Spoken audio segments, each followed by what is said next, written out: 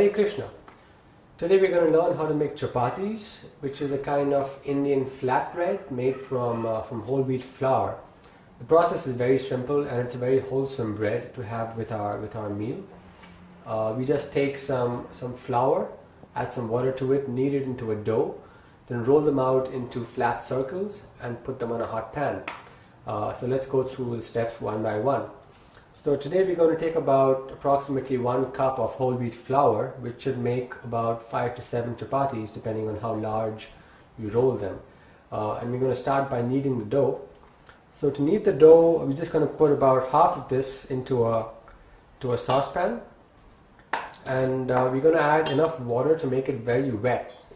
And then we're going to add the rest of the flour to dry it up, and eventually our dough should be soft and moist, but not too wet and sticky. So I'm going to add some water to it, and let's start mixing it up. You want the flour to be uniformly wet, and it's better to keep it more wet than dry, because that way all the flour gets nicely wet, and you can always add more flour to keep it dry.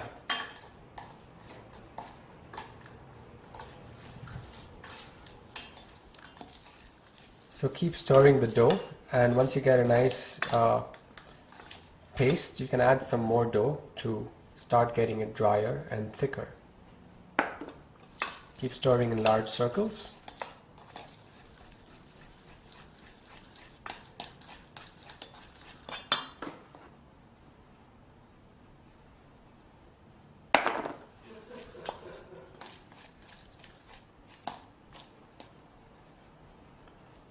That's the last of our dough.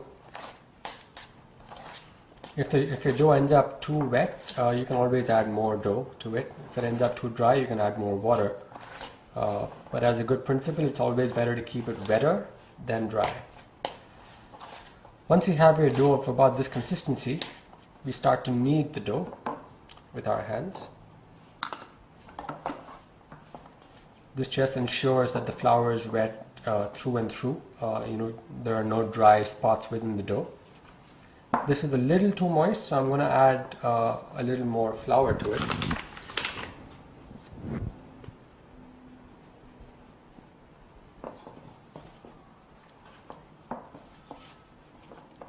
So once you have your dough to the right consistency, you can knead the dough with your knuckles or by just pressing it together with your fingers, so that the dough gets supple and it's nicely and uniformly wet. You can see this is about the consistency that it should have, where it's soft and a little bit sticky, but not so sticky that your hands get stuck in the goo.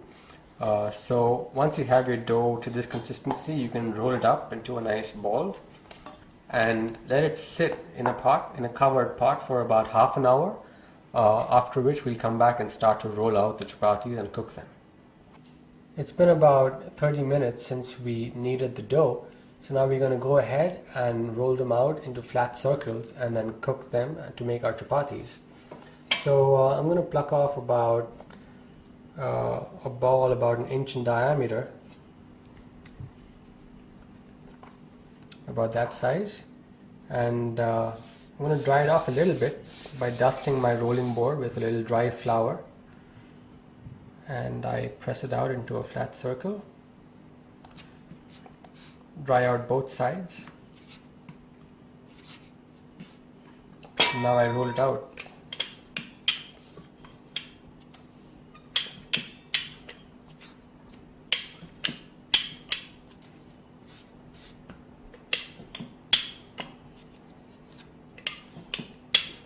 When you roll it out, make sure you roll it to an even thickness.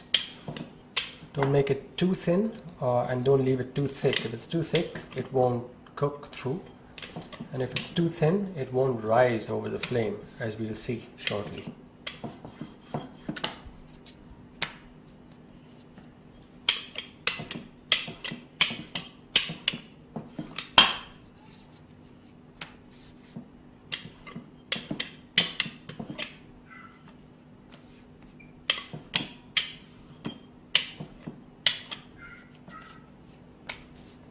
So now we're ready to cook our chapatis, the one that we just rolled out.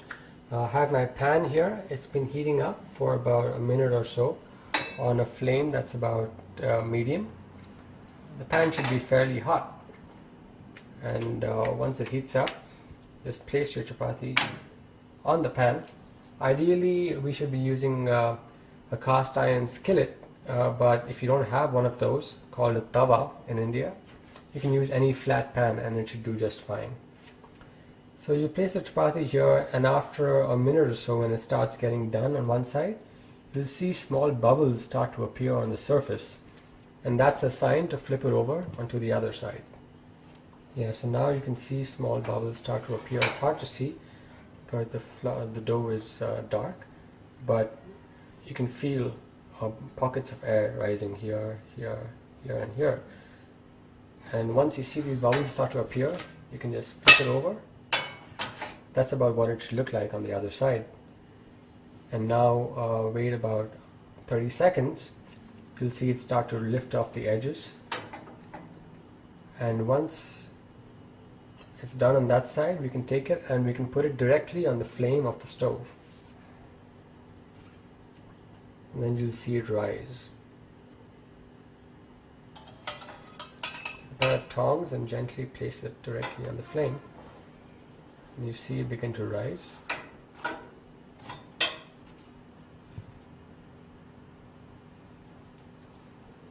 And that's it. Your chapati is done. We now coat it with just a little bit of ghee on one side.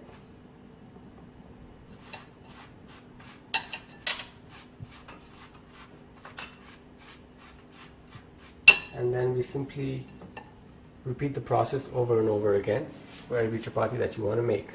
It's very simple and it goes very nicely with any vegetable or lentil sauce, and it's a very wholesome bread to have.